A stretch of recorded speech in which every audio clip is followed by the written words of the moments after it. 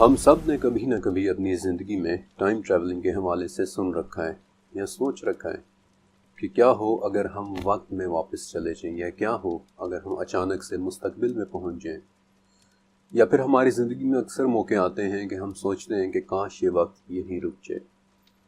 وقت میں سفر یا ٹائم ٹریول کے 3 طریقے ہو سکتے ہیں: ماضی میں جانا، مستقبل میں جانا، یا حال ہی کے اندر وقت کا تھم جانا یا رک جانا۔ اور سب سے پہلے میں آپ کو سب سے آسان طریقے کے بارے میں بتاؤں گا، مستقبل میں سفر کرنا۔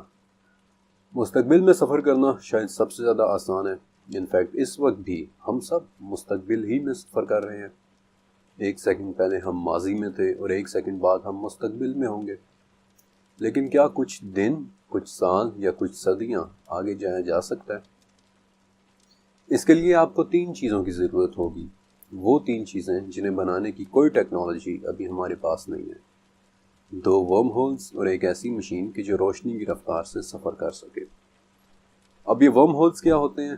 بجائے پیچیدہ ٹیکنیکل ڈیفینیشن کے آسان زبان میں یہ سمجھ لیں کہ آپ اسے دروازہ کہہ سکتے ہیں، لیکن ایک انتہائی غیر معمولی دروازہ جو عام دروازوں سے بالکل ہٹ کر ہوگا۔ کیا کبھی آپ کے ساتھ ایسا ہوا ہے کہ آپ اپنے کمرے کے دروازے میں داخل ہوئے ہوں اور اپنے آفس کے دروازے سے باہر نکلے ہوں؟ کبھی ایسا نہیں ہوا ہوگا۔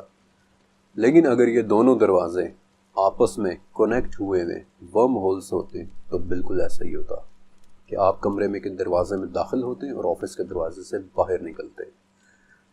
اگر آج کی تاریخ یعنی 2022 میں آپ کے پاس 2 ورم ہولز ہوں اور آپ ان میں سے ایک کو روشنی کی رفتار سے کہیں بہت دور بھیج دیں تو یہ ہماری ایک ٹائم مشین ریڈی ہے۔ اب آپ مستقبل میں جانے کے لیے آپ کو صرف اتنا کرنا ہوگا کہ اپنے پاس موجود ورم ہولز کے دروازے میں داخل ہوں، تھوڑی دیر انتظار کریں اور پھر باہر نکل آئیں۔ صرف ان چند قدموں کے دوران اس دنیا میں کئی سال بیت چکے ہوں گے۔ انفیکٹ دروازے کے اندر داخل ہونے کے بعد ہر گزرتے گھنٹے کے مقابلے میں دنیا پر 223 سال گزر چکے ہوں گے۔ مشکات میں اسامہ بن زید رضی اللہ تعالیٰ عنہ سے جو حدیث معراج مروی ہے، اس میں آپ صلی اللہ علیہ وسلم نے بتایا کہ معراج کی رات میں نے جنت کے دروازے پر کھڑے ہو کر دیکھا کہ اس میں داخل ہونے والے زیادہ تر مساکین تھے، جبکہ صاحب ثروت لوگوں کو روک لیا گیا تھا، اور میں جہنم کے دروازے پر کھڑا ہو کر دیکھا تو اس میں جانے والوں کی اکثریت عورتوں کی تھی۔ اب میرا آپ سے سوال یہ ہے کہ کیا معراج کا واقعہ براق نام کے ایک جانور پر بیٹھ کر نہیں کیا گیا تھا، جو اس رفتار سے سفر کر رہا تھا کہ جہاں نظر پڑتی تھی براق کا قدم بھی وہیں پڑتا تھا؟ کیا ایگزیکٹلی یہی ڈیفینیشن روشنی کی رفتار سے سفر کرنے کی نہیں ہے؟ کیا معراج کا سارے کا سارا واقعہ ٹائم ٹریولنگ کے بارے میں ہی نہیں تھا کہ ایک انسان کو روشنی کی رفتار سے سفر کروا کر مستقبل کے حالات بھی دکھا دیے گئے؟ وقت میں سفر کا دوسرا طریقہ حال میں ہے۔ اگرچہ ٹیکنیکل اعتبار سے یہ سفر نہیں ہوگا، لیکن ہاں، ہم اسے وقت کا آہستہ ہو جانا ضرور کہیں گے۔ انگلش میں اسے ٹائم ڈائلیشن کہتے ہیں۔ آپ کوئی بھی سیارہ یا ستارہ لیں، جیسے جیسے اس کی کشش ثقل بڑھتی جائے گی، اس کے گرد وقت گزرنے کی رفتار بھی آہستہ ہوتی چلی جائے گی۔ میں آپ کو آسان الفاظ میں سمجھا دیتا ہوں کہ جب کوئی چیز بہت اونچائی سے زمین کی طرف گر رہی ہوتی ہے تو اسے فری فال کہتے ہیں۔ اس وقت اس چیز کے گرنے کی رفتار 195 کلومیٹر فی گھنٹہ ہوتی ہے۔ یہ ہماری زمین کی کشش ثقل ہے، چیزوں کو اپنی طرف کھینچنے کی طاقت، اور ہماری زمین کی طاقت 1G ہے۔ اب سورج ہم سے 109 گنا زیادہ بڑا ہے، تو اس کی کشش ثقل بھی ہم سے 28 گنا زیادہ ہے، یعنی کہ 28G۔ اب اس سورج کے گرد گھومتی ہماری چھوٹی سی دنیا کا ایک دن اگر 24 گھنٹے کا ہوتا ہے تو سورج سے کہیں زیادہ گریوٹی رکھنے والے ستاروں کے گرد ایک دن کتنے گھنٹوں کا ہوگا؟ میں آپ کو مثال سے سمجھا دیتا ہوں۔ ہم سے صرف 1500 لائٹ ایئرز دور ایک چھوٹا سا بلیک ہول ہے، جسے سائنسدان پیار سے یونیکارن کہتے ہیں، اور اس کے گرد وقت اس طرح آہستہ ہو جاتا ہے کہ اگر آپ یونیکارن کے گرد ایک دن گزار کر واپس آئیں تو ہماری اس دنیا پر 8.5 سال گزر چکے ہوں گے۔ آج تک ہم نے جو سب سے بڑا بلیک ہول آبزرو کیا ہے اسے سیجیٹیریس اے کہتے ہیں۔ اب ہماری زمین کی گریوٹی تو صرف 1G ہے، اور ہمارے مقابلے میں اس بلیک ہول کی گریوٹی 153 खरब G है اور اس کا سائز تقریباً ہمارے پورے کے پورے سولر سسٹم جتنا ہے۔ بلیک ہول کو انسانی آنکھ نہیں دیکھ سکتی، لیکن ستاروں کے جس جھرمٹ یعنی سیگیٹیریس میں یہ بلیک ہول موجود ہے، وہ ستاروں کا جھرمٹ پاکستان میں اگست کے مہینے میں رات کو 9 بجے دیکھا جا سکتا ہے، اور یہ اس قدر طاقتور بلیک ہول ہے کہ اس کے گرد وقت کی رفتار تو تقریباً رکی ہوئی ہے۔ کیا وقت کی رفتار آہستہ ہو جانا ممکن ہے؟ کیا ٹائم ڈائلیشن ناممکن ہے؟ یاد کریں کہ کیا ایسا ایک مرتبہ ہو نہیں چکا؟ بخاری، مسند احمد اور سلسلہ صحیحہ تینوں کے اندر یہ حدیث موجود ہے کہ سورج کو کسی بھی انسان کے لیے نہیں روکا گیا سوائے یوشع بن نون کے، کہ جب وہ بیت المقدس جا رہے تھے۔ سورج کے رک جانے کا کیا مطلب ہوتا ہے؟ اس کا یہ مطلب ہوتا ہے کہ یوشع بن نون کے لیے وقت کو ہی تھوڑی دیر کے لیے روک دیا گیا تھا۔ کیا جنت میں بھی وقت ورچولی رکا ہوا نہیں ہوگا؟ مسند احمد کی ایک حدیث کے مطابق جنتیوں کے جسم پر بال نہیں ہوں گے، وہ بغیر داڑھی کے، سفید رنگ کے، گھنگریالے بالوں والے اور سرمئی آنکھوں کے ساتھ جنت میں داخل ہوں گے، اور ان کی عمریں 33 برس ہوں گی، جہاں انہیں کبھی بڑھاپا نہیں آئے گا۔ کیا عمروں کا رکے رہنا، بڑھاپے کا نہ آنا، ٹیکنیکلی کیا جنتیوں کے لیے وقت رکا ہوا ہی نہیں ہوگا؟ وقت میں سفر کرنے کا تیسرا طریقہ یعنی ماضی کا سفر، یہ شاید ٹائم ٹریول کا سب سے ٹرکی سوال ہے۔ ماضی کو اپنی آنکھوں سے دیکھنا، اسے آبزرو کرنا ایک چیز ہے، لیکن ماضی میں چلے جانا بہت ہی پیچیدہ سوالوں میں سے ایک سوال ہے۔ 1952 میں دنیا کے جانے مانے Nobel prize winner Erwin Schrodinger نے ایک لیکچر دیا تھا ڈبلن میں۔ اس کے لیکچر کے بالکل شروعاتی الفاظ تھے کہ اب جو میں آپ کو بتانے والا ہوں ہو سکتا ہے کہ وہ آپ کو پاگل پن لگے، لیکن میری کیلکولیشنز مجھے یہ بتا رہی ہیں کہ ہماری ایک سے زیادہ ہسٹریز ہیں اور وہ سب کی سب مختلف جگہوں پر ایک ساتھ وقوع پذیر ہو رہی ہیں۔ آسان الفاظ میں ارون یہ کہہ رہا تھا کہ ہماری زندگی کی کہانی مختلف جگہوں پر ایک ساتھ چل رہی ہے، اور یہ دونوں جگہیں ایک دوسرے سے پردے میں ہیں، اور اگر کسی طرح سے یہ پردہ ہٹ جائے تو ہم اپنی دوسری زندگی میں کسی پرانے پوائنٹ پر واپس جا سکیں گے، یعنی ایک طرح کا ماضی میں سفر۔ لیکن میرا آپ سے ایک سوال ہے کہ کیا سورہ طلاق میں 7 آسمانوں ہی کی طرح 7 زمینوں کا ذکر نہیں ہے؟ کہ اللہ وہ ہے جس نے 7 آسمان بنائے اور انہی کی طرح زمینیں بھی۔ 7 زمینوں کے ہونے پر تو میں آپ کو چوتھے چیپٹر میں بڑی ڈیٹیل سے بتا چکا ہوں۔ ابن جریر کی تفسیر اور امام بہقی کی کتاب اسماء الصفات میں، دونوں میں ابن عباس رضی اللہ تعالیٰ عنہ کا وہ واقعہ درج ہے کہ ابن عباس سے ایک شخص نے 7 زمینوں کے متعلق پوچھا، تو انہوں نے بتایا کہ اگر میں اس کی تفسیر تمہارے سامنے بیان کروں تو تم اسے مانو گے ہی نہیں، اور نہ ماننا جھوٹا جاننا ہے۔ 7 زمینوں میں سے ہر ایک میں تمہارے نبی کی طرح کے نبی ہیں، آدم کی طرح کے آدم ہیں، نوح کی طرح کے نوح ہیں، ابراہیم کی طرح کے ابراہیم ہیں، عیسیٰ کی طرح کے عیسیٰ ہیں۔ اب کیا یہ 7 ریالٹیز ایک ساتھ ایگزسٹ کر رہی ہیں؟ سوائے اللہ کے یہ بات اور کوئی بھی نہیں جانتا۔ لیکن یہ بات بھی سچ ہے کہ اکثر اس دنیا میں ایسی آبجیکٹس ملتی رہی ہیں جنہیں ٹیکنیکلی اس زمانے میں ہونا ہی نہیں چاہیے تھا، مثلا لنڈن ہیمر۔ بار بار کاربن ڈیٹنگ سے بھی لنڈن ہیمر کی عمر 4 کروڑ سال نکلتی ہے، جو ناممکن ہے۔ 4 کروڑ سال پہلے ہتھوڑا تو کیا انسان کا بھی وجود نہیں تھا۔ اینٹیکائیتھیرا میکانزم، 2500 سال پرانی گراری، جیسے موٹر سائیکل کی زنجیر کی گراری ہوتی ہے، ٹیکنیکلی اسے 2500 سال پہلے ایگزسٹ کرنا ہی نہیں چاہیے تھا۔ انفیکٹ سائنس میں ایسی آبجیکٹس کی پوری ایک اسٹڈی ہے جنہیں آؤٹ آف پلیس آبجیکٹس کہتے ہیں، یعنی کہ وہ چیزیں جنہیں اپنے زمانے میں ہونا ہی نہیں چاہیے تھا۔ لیکن سائنس کی ایک بالکل نئی فیلڈ آف اسٹڈی کا بالکل ایک ماڈرن کانسیپٹ ہے کوانٹم ڈیکوہیرنس، یعنی کہ ایک ہی جگہ ایک ہی وقت میں مختلف ریالٹیز ایک ساتھ چل رہی ہیں، لیکن پھر بھی وہ ایک دوسرے سے پردے میں ہیں۔ اب یہ کتنا دلچسپ کانسیپٹ ہے کہ میں اس کے ساتھ انصاف کرتے ہوئے اسے ایک علیحدہ چیپٹر میں لکھنا چاہتا ہوں، اس لیے فی الوقت میں اس کے متعلق آپ کو زیادہ نہیں بتا رہا۔ ٹائم ٹریولنگ یا ٹائم میں ڈسٹربنس کے متعلق اب اتنا کہوں گا کہ ٹائم ٹریول اور پیرالل دنیاؤں کا کانسیپٹ اب یہ صرف ایک فکشن نہیں رہا۔ اس وقت جب کہ آپ یہ چیپٹر سن رہے ہیں، امریکہ کی اوک رچ لیبارٹری یعنی کہ ٹینیسی، اسٹیٹ آف ٹینیسی میں 85 mega watt nuclear reactor سے اربوں کی تعداد میں نیوٹرونز، ایک قسم کے ذرات کا نام ہے، انہیں ایک دیوار پر فائر کیا جا رہا ہے، اس لیے کہ شاید وہ ہمارے لیے کسی اور ٹائم پیریڈ، کسی اور دنیا یا کسی اور عالم میں جانے کے لیے ایک دروازہ کھول دے۔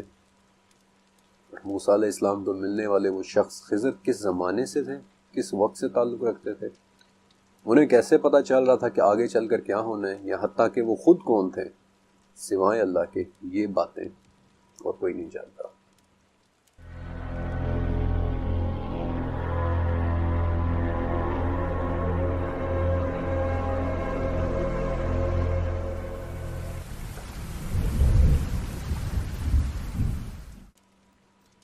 سورہ مائدہ کے مطابق مصر سے نکلنے کے بعد اللہ تعالیٰ نے بنی اسرائیل کو حکم دیا تھا کہ وہ ارض مقدس کی طرف جائیں جو اللہ تعالیٰ نے ان کے لیے لکھ دی ہے، یعنی کہ وادی کنعان، حضرت یعقوب علیہ السلام کی سرزمین، آج کا فلسطین اور اسرائیل۔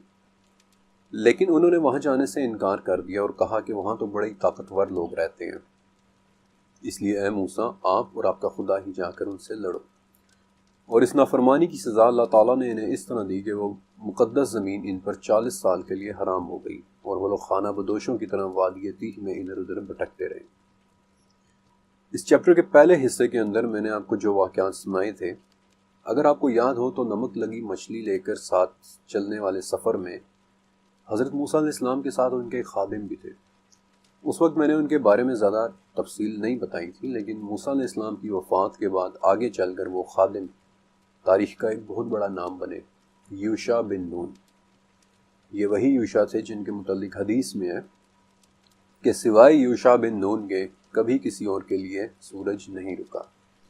اور یہ واقعہ تب پیش آیا تھا جب بالآخر 40 سال بعد انہی یوشع بن نون نے بنی اسرائیل کو لیڈ کیا اور انہیں اس مقدس سرزمین کی طرف لے کر گئے، وہاں لڑائی لڑی، لیکن سورج رکنے کی وجہ یہ تھی کہ عصر کا وقت ہو گیا تھا، رات ہونے والی تھی، دشمن سر پر آ چکا تھا اور اگلا دن ہفتے کا تھا، ایک ایسا دن جس کے لیے بنی اسرائیل پر پابندی تھی کہ ہفتے کو وہ نہ کوئی جنگ کر سکتے تھے اور نہ ہی شکار، جبکہ یہ لڑائی بیت المقدس کے لیے تھی، یعنی سب سے اہم لڑائی جسے ہار جانا افورڈ نہیں کیا جا سکتا تھا۔ لہٰذا تب حضرت یوشع علیہ السلام نے دعا کی تھی کہ یا اللہ، یہ سورج بھی تیرا ہی کام کر رہا ہے اور میں بھی تیرا ہی کام کر رہا ہوں، اسے تھوڑی دیر کے لیے روک دے، اور واقعتاً سورج کو روک دیا گیا تھا۔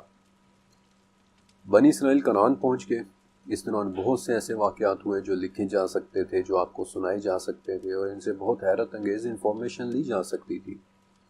اور یہ بنی اسرائیل کا وہ وقت تھا جس کا قرآن پاک نے کئی دفعہ اس طرح سے ذکر کیا ہے کہ بنی اسرائیل یاد کرو جب۔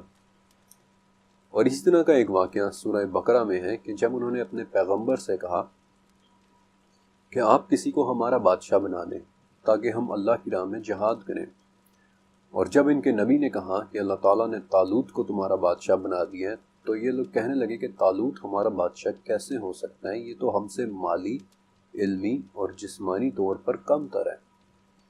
لیکن ان کے نبی نے کہا کہ طالوت تمہارا بادشاہ ہے، اور اس کی بادشاہت کی نشانی یہ ہے کہ تمہارے پاس وہ صندوق آ جائے گا جس میں تمہارے رب کی طرف سے سکون کا سامان ہے۔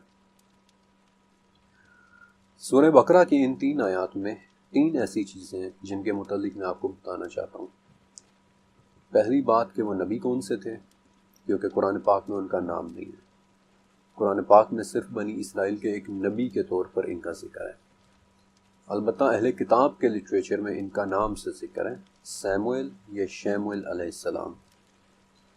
دوسری بات کہ بنی اسرائیل کی اس بادشاہ والی فرمائش کے پیچھے دراصل ایک وجہ بھی تھی کہ چونکہ یہ لوگ 12 قبائل میں تھے، کوئی یونیفائڈ حکومت نہیں تھی، اس لیے انہوں نے حضرت شیموئیل علیہ السلام سے درخواست کی کہ آپ کوئی پیغمبر مقرر کر دیں۔ تو شیموئیل نے کہا کہ تم لوگ یہ درخواست تو کر رہے ہو، لیکن پھر اس وعدے کا پاس بھی کرنا مگر پھر وہی ہوا جو بنی اسرائیل کی عادت تھی کہ جب شموئیل علیہ السلام نے اللہ کے حکم سے طالوت کو مقرر کر دیا تو یہ چیخنے چلانے لگ گئے، کیونکہ جب شموئیل علیہ السلام طالوت کو مقرر کر رہے تھے، اپوائنٹ کر رہے تھے، تو اس وقت طالوت ایک غلام کے ساتھ مل کر اپنے والد کی گم شدہ بکریوں کو ڈھونڈ رہے تھے۔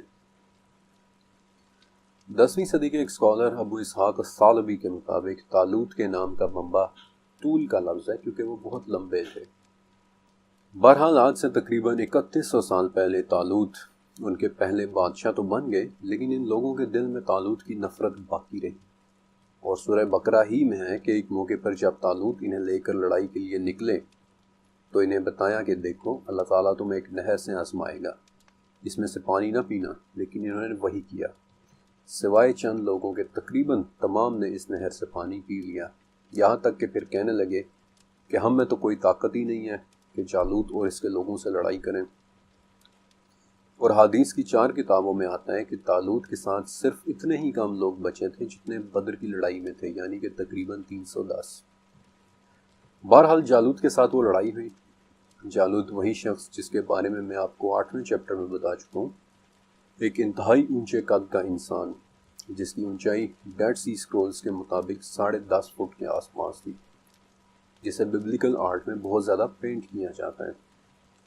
اور یہی وہ لڑائی تھی کہ جس میں ایک اور نبی سامنے آئے، جالوت کو قتل کرنے والا وہ نوجوان لڑکا حضرت داؤد علیہ السلام، جن کے بعد پھر ایک ایسے دور کا آغاز ہوا جس کی تاریخ میں کوئی مثال نہیں ملتی۔ اور داؤد اور سلیمان علیہ السلام ایسے باپ اور بیٹا نبی جن کی کبھی کوئی مثال نہ ہی پہلے تھی اور نہ ہی کبھی کوئی مثال بعد میں ہوئی، اور جن کے متعلق میں آپ کو 15ویں اور 16ویں چیپٹر میں تفصیل سے بتاؤں گا۔ جب داؤد علیہ السلام نے جالوت کو قتل کر دیا تو بنی اسرائیل میں ان کی عظمت بڑھ گئی اور وہ لوگ آپ کو پسند کرنے لگ گئے۔ طالوت نے حضرت داؤد علیہ السلام کے ساتھ اپنی بیٹی کی شادی بھی کر دی تھی، لیکن اس کے بعد ابن جریر اور الثعلبی نے اپنی تفاسیر میں ایک بہت عجیب واقعہ بیان کیا ہے کہ داؤد علیہ السلام کی شہرت طالوت کو زیادہ پسند نہیں آئی اور انہیں حسد محسوس ہوا، یہاں تک کہ اللہ تعالیٰ نے انہیں توبہ کی توفیق دی اور وہ اپنی اس حرکت پر نادم بھی ہوئے، یہاں تک کہ ابن اسحاق کے مطابق ایک عورت انہیں ایک شخص کے پاس لے کے گئی جنہوں نے طالوت کو ان کی توبہ قبول ہونے کی خوشخبری دی، جو شخص بیسیکلی یسع علیہ السلام تھے، وہی یسع جن کا ذکر سورہ انعام میں بھی ہے۔ لیکن یہاں میں آپ کو ایک چیز سے آگاہ کر دینا چاہتا ہوں کہ بنی اسرائیل نے کبھی طالوت کو پسند نہیں کیا تھا، اس لیے انہوں نے طالوت کا کیریکٹر ڈی فیم کرنے کی بڑی کوشش کی۔ اور میں آپ کو یہ ساری بات اس لیے بتا رہا ہوں کہ اگر کبھی آپ کسی ڈاکیومنٹری میں طالوت کے متعلق کچھ سنیں تو آپ کو سچ پتا ہو۔ وہ لوگ اس واقعے کو اس طرح بتاتے ہیں کہ طالوت بادشاہ نے داؤد علیہ السلام سے حسد کیا تھا، پھر اس پر افسوس کیا اور ایک عورت سے ملے جسے وہ یعنی بنی اسرائیل دا وچ آف انڈور یعنی اندور کی جادوگرنی کہتے ہیں، اور وہ یہ کہتے ہیں کہ اس نے شموئیل کی روح کو طالوت کے لیے بلایا تھا تاکہ وہ ان سے اپنی توبہ کے بارے میں پوچھے۔ اور وہ یہ بھی کہتے ہیں کہ اندور کی وہ جادوگرنی دراصل ایک وینٹریلوکوسٹ تھی، یعنی کہ ایک ایسا ہنر جس میں آپ ہونٹ ہلائے بغیر باتیں کر سکتے ہیں، جیسے اکثر آپ وینٹریلوکوسٹ کو گڑیا ہاتھ میں بٹھا کر اس کی آواز نکالنے کا کھیل کرتے دیکھتے ہیں۔ یہ ساری بات آپ کو بتانے کا یہ مقصد تھا کہ جب کبھی آپ اپنی ریسرچ کے لیے پرانے لٹریچر کو پڑھیں تو بہت ہی دھیان کے ساتھ پڑھا کریں اور اسے مختلف جگہوں سے ویریفائی بھی کیا کریں۔ اور اب ان آیات سے سیکھی جانے والی ایک تیسری بات کہ جو شاید سب سے زیادہ اہم اور سب سے زیادہ دلچسپ ہے، طالوت کے بادشاہ بننے کے وقت کی ایک نشانی کہ جب شموئیل علیہ السلام نے طالوت کو بادشاہ مقرر کیا تو انہوں نے کہا تھا کہ اس کی بادشاہی کی ایک نشانی یہ ہوگی کہ تمہارے پاس وہ صندوق آ جائے گا جس میں تمہارے رب کی طرف سے تمہارے لیے سکون کا سامان ہے اور اسے فرشتے اٹھائے ہوئے لائیں گے۔ یہ صندوق وہ صندوق ہے کہ جو ایک لمبے عرصے تک بنی اسرائیل کے پاس رہا اور پھر گم گیا، اور ایسا گما کہ آج تک گما ہوا ہے۔ اور اس وقت بھی دنیا کی سب سے زیادہ تلاش کی جانے والی چیزوں میں سے ایک ہے تابوت سکینہ، the ark of the covenant. قرآن پاک میں تابوت سکینہ کا ذکر سورہ بقرہ کی 248 نمبر آیہ میں ہے کہ ایک ایسا صندوق جس میں حضرت موسیٰ علیہ السلام اور ان کے بھائی حضرت ہارون علیہ السلام کے کچھ ریلکس تھے، تورات کی وہ اوریجنل تختیاں جو موسیٰ علیہ السلام کو کوہ طور پر دی گئی تھی، موسیٰ علیہ السلام کا عصا اور من و سلوہ میں سے من، اور یہ تمام چیزیں بنی اسرائیل کے لیے نہ صرف سکون کا باعث تھیں بلکہ یہ تابوت آج تک ان کی مقدس ترین آبجیکٹ ہے۔ اور چونکہ قرآن پاک میں بھی اس تابوت کا ذکر ہے، اس لیے میں چاہتا ہوں کہ آپ کو اس کے بارے میں تفصیل سے بتاؤں۔ اہل کتاب کے مطابق تابوت سکینہ مصر سے نکلنے کے 1 سال بعد بنایا گیا تھا، جب یہ لوگ کوہ طور پہاڑ کے نیچے رہ رہے تھے۔ بک آف ایکسوڈس کے مطابق وحی کے ذریعے حضرت موسیٰ علیہ السلام کو 2 چیزیں بنانے کا حکم دیا گیا تھا اور ان چیزوں کا ڈیزائن بھی بتایا گیا تھا۔ ایک تو بنی اسرائیل کی عبادت گاہ کا ڈیزائن جسے وہ ٹیبرنیکل کہتے ہیں اور ہم قبہ کہتے ہیں۔ یہی قبہ ان کا قبلہ و کعبہ تھا جس کے امام حضرت موسیٰ علیہ السلام تھے، اور اسلامک لٹریچر میں بھی اس قبے کا ذکر ملتا ہے۔ لیکن دوسری چیز تھی تابوت سکینہ، the ark of the covenant. 4 foot لمبا، 2.5 فٹ چوڑا اور 2.5 فٹ اونچا شمشاد کی لکڑی یعنی باکس ووڈ سے بنا ایک تابوت جس کے اندر اور باہر سونے کی کوٹنگ تھی۔ وادی تیہ کے 40 سالوں تک یہ تابوت بنی اسرائیل کے ہی پاس رہا تھا۔ وہ لوگ جہاں کہیں بھی اپنا کیمپ لگاتے اسے بڑی عزت و تکریم کے ساتھ ٹیبرنیکل یعنی قبہ میں ایک علیحدہ کمرے کے اندر رکھتے جسے وہ ہولی آف ہولیز کہتے تھے۔ یہی وہ ہولی آف ہولیز یعنی تابوت سکینہ تھا جسے یوشع بن نون 40 سال بعد بالآخر فلسطین لے گئے اور اسے ایک بہت ہی خاص چٹان پر رکھا تھا۔ اس کی طرف منہ کر کے نماز ادا کی جاتی تھی۔ اسے ہولی آف ہولیز کہا جاتا تھا، اسے ہاؤس آف ہولیز بھی کہا جاتا تھا، اور اسی ہاؤس آف ہولیز کا عربی ترجمہ بیت المقدس ہے، جس کی طرف تب سے لے کر نبی کریم حضرت محمد صلی اللہ علیہ وآلہ وسلم کے زمانے تک منہ کر کے نماز پڑھی جاتی تھی۔ اور ہجرت کے 16 یا 17 ماہ بعد پھر آپ صلی اللہ علیہ وسلم کو نماز کے دوران حکم ملا تھا کہ آپ اپنا رخ کعبہ کی طرف کر لیں۔ یہی وہ وجہ تھی کہ آج بھی ہم بیت المقدس کو اپنا قبلہ اول اسی لیے کہتے ہیں، کیونکہ بیت المقدس کمپاؤنڈ میں ایک بہت ہی خاص چٹان پر موسیٰ علیہ السلام کا بنایا ہوا اور یوشع بن نون کا رکھا ہوا ہاؤس آف ہولیز تھا، تابوت سکینہ تھا۔ اسی چٹان سے آپ صلی اللہ علیہ وسلم کا آسمان کی طرف معراج کا سفر شروع ہوا تھا۔ اور اس چٹان کی کیا اہمیت ہے یا پھر اس پورے بیت المقدس کمپاؤنڈ میں کیا خاص بات ہے، اس کے بارے میں آپ 16ویں چیپٹر میں ڈیٹیل سے سنیں گے انشاءاللہ۔ یوشع بن نون کے بعد اور طالوت کے بادشاہ بننے سے پہلے بنی اسرائیل جب بھی لڑتے جہاد کرتے تابوت سکینہ کو اپنے سامنے رکھ لیتے تاکہ انہی کی جیت ہو۔ لیکن عمالقہ یا عمالیق یعنی وہ لوگ جو فلسطین میں آباد تھے کے ساتھ ایک لڑائی میں انہیں ہار ہو گئی اور تابوت سکینہ جیسی مقدس چیز عمالقہ نے ان سے چھین لی اور اسے اپنے ساتھ لے گئے۔ لیکن جہاں کہیں وہ جاتے مصیبت ان کا پیچھا کرتی۔ انہوں نے تابوت سکینہ کو لے جا کر سب سے پہلے اپنے ڈاگان نامی ایک ٹیمپل پر رکھا اور اگلے ہی دن وہ ٹیمپل گرا ہوا ملا۔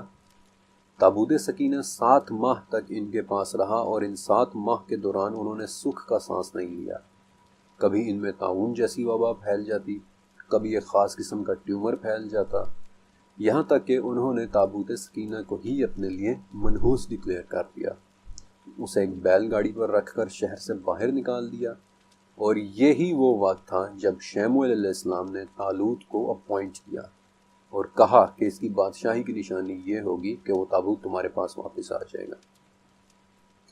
پھر طالوت کے بعد یہ تابوت حضرت داؤد علیہ السلام کے پاس آیا، ان کے بعد ان کے بیٹے حضرت سلیمان علیہ السلام کے پاس آیا، جنہوں نے اس مقدس تابوت کو ایک عظیم الشان ہیکل بنوا کر اس کے اندر رکھوایا تھا، یعنی کہ وہ عمارت جسے ہم ہیکل سلیمانی کہتے ہیں، جس کے متعلق زیادہ ڈیٹیلز اگلے چیپٹر میں ہوں گی۔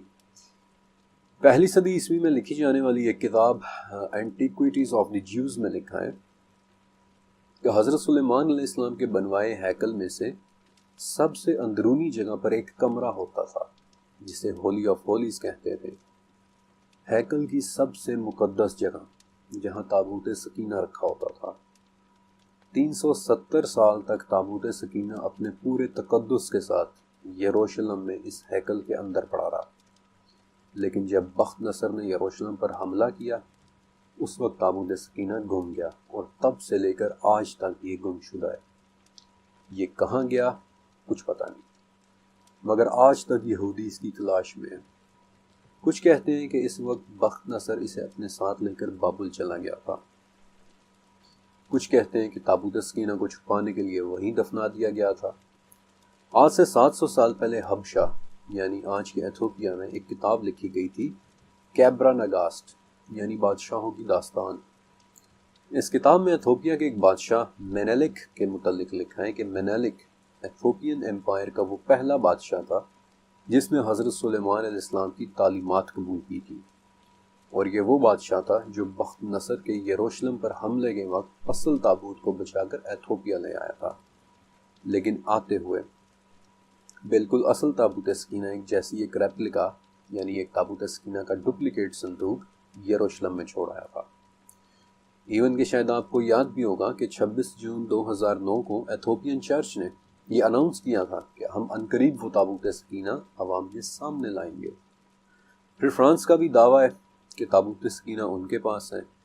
وہ کہتے ہیں کہ صلیبی جنگوں کے دوران نائٹس ٹیمپلرز تابوت سکینہ کو لے کر فرانس چلے گئے تھے۔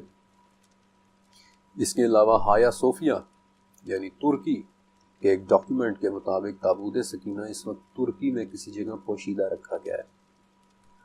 تابوت سکینہ کی ایک اور پاسبل لوکیشن آئرلینڈ کا ایک پہاڑ تارا ہل ہے، بلکہ یہودیوں کا ایک گروپ تو تارا ہل کے نیچے تابوت سکینہ ہونے کے متعلق اتنا پر یقین ہے کہ 1998 میں انہوں نے پہاڑ پر کھدائی بھی شروع کر دی تھی، لیکن فوراً گورنمنٹ نے انہیں روک دیا۔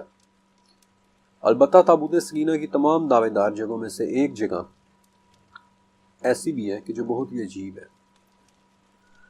مصر کی ایک آرکیولوجیکل سائٹ ہے جسے دی ویلی آف دا کنگز کہتے ہیں، یعنی بادشاہوں کی وادی۔ 1922 میں بادشاہوں کی وادی کا ویلی آف دا کنگز کا ایک بہت ہی خاص مقبرہ کھولا گیا تھا، شرائن 261۔ وہ مقبرہ جو پچھلے 2200 سال سے بند پڑا تھا، انفیکٹ صرف بند ہی نہیں بلکہ اس کے دروازے کو ایک مہر لگا کر سیل بھی کیا گیا تھا۔ وہ مقبرہ جسے میں آپ اور زیادہ تر مصری آرکیولوجسٹ ایک منحوس مقبرے کے نام سے جانتے ہیں، بادشاہ توتن خامن نامی ایک فرعون کا مقبرہ، جسے کھولتے وقت اس میں جتنے بھی لوگ شریک تھے سبھی بہت جلد عجیب و غریب پر اسرار موتیں مرے۔ مثلا مصر کے پرنس علی کامل فہمی اس مقبرے کو کھولتے وقت وہاں موجود تھے، جنہیں صرف 1 سال بعد بیوی نے گولی مار دی۔ سر آرشیبالڈ ڈگلس جنہوں نے توتن خامن کی مومی کا ایکس رے کیا تھا اگلے ہی سال مارے گئے، اور موت کی وجہ نامعلوم۔ سوڈان کے گورنر جنرل جو توتن خامن کا مقبرہ کھولنے والے ایکسپیڈیشن کا حصہ تھے، اگلے ہی سال قاہرہ میں کسی نے انہیں گولیاں مار دی۔ آرتھر میس جو کھدائی والی ٹیم کا حصہ تھے، 4 سال بعد انہوں نے زہر کھا کر خودکشی کر لی۔